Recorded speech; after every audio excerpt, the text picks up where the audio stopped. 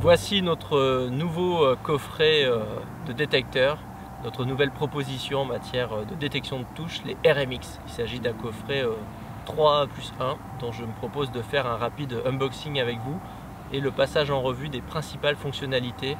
Une vidéo complète ne suffirait pas à passer en revue tout ce qu'il est possible de faire avec ces détecteurs et on va regarder ensemble les avantages qu'ils procurent. Alors dans ce coffret, que vais-je trouver ?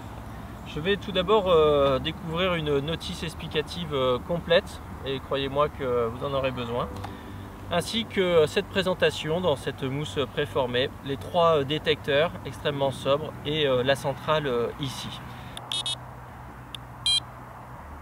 Prenons simplement le fonctionnement basique du détecteur avec cette centrale.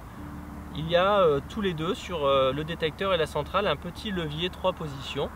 Et il est important de connaître comment il fonctionne. Ici, le levier est vers le haut, c'est-à-dire que le détecteur est en marche. Si je l'actionne, il sonne et la centrale aussi. Si je le place, le petit levier sur le milieu, cette fois-ci, le détecteur est en mode silencieux, il ne sonne plus. Mais par contre, la centrale va rentrer en action. Et si j'éteins le détecteur, en mettant vers le bas, la centrale me fait immédiatement savoir qu'elle a perdu le contact avec un des détecteurs pour une raison ou pour une autre, comme par exemple l'absence de pile. Donc il est donc très important de retenir qu'il y a ce système de sécurité qui équipe nos RMX.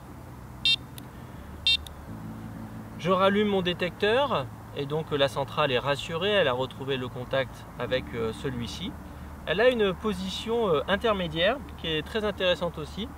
En cas de départ violent, eh bien, vous voyez qu'il y a une lumière qui s'allume. Alors ici, il ne fait pas encore complètement nuit, vous en rendez pas compte, mais en fait, c'est une véritable lampe de bivy.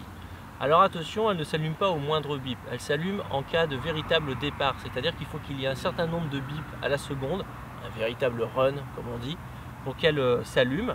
Mais je peux aussi choisir, évidemment, qu'elle ne s'allume pas au départ en la mettant sur la position de gauche.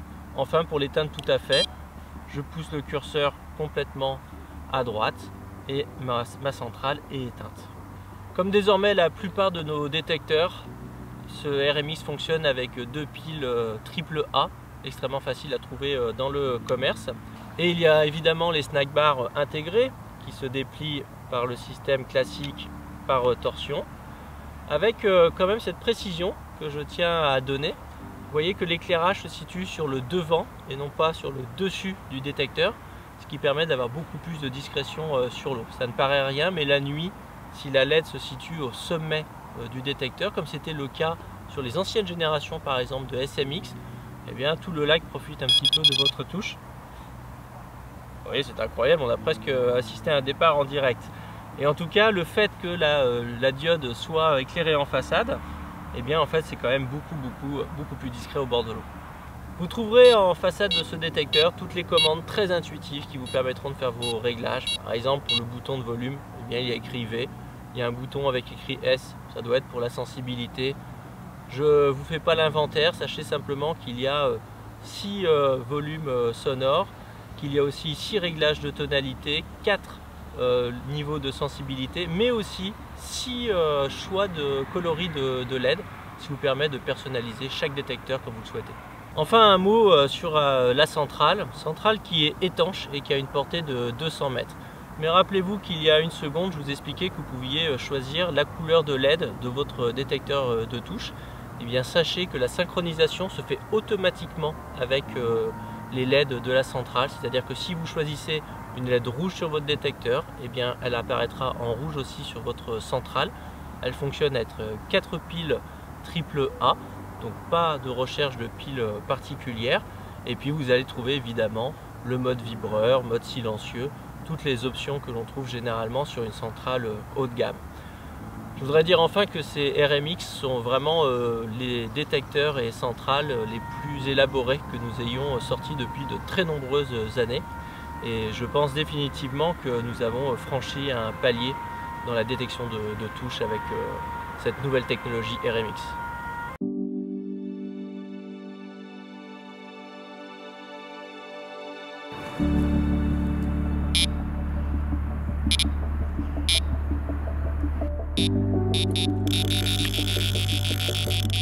Un dernier mot enfin sur ces fameux RMX. Sachez qu'en plus du coffret 3+1, nous vendons à l'unité à la fois la centrale et les détecteurs.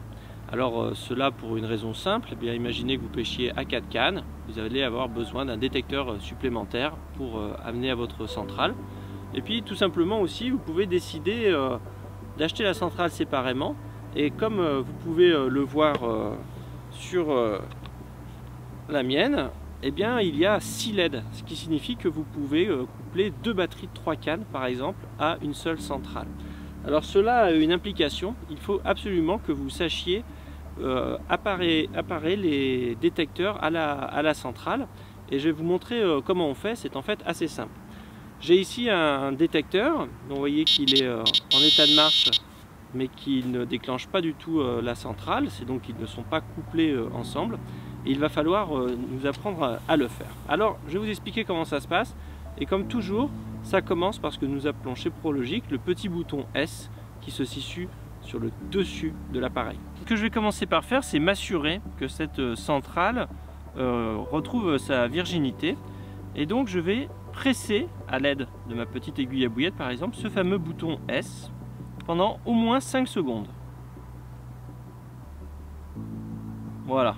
On voit que le signal lumineux me montre que maintenant la centrale ne reconnaît aucun détecteur qui existe en circulation actuellement. Je vais à nouveau appuyer dessus, mais cette fois-ci 3 secondes.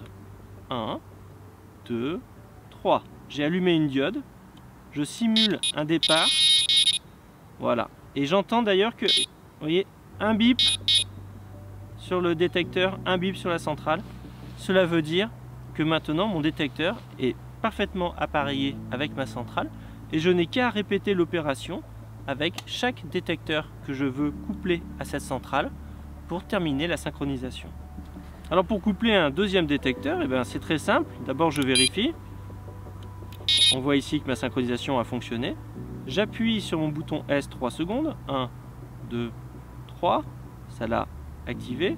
J'appuie pression courte. Je passe à une deuxième LED. Et là, mon second détecteur, je le fais sonner aussi, je stimule un départ et il sera à son tour synchronisé.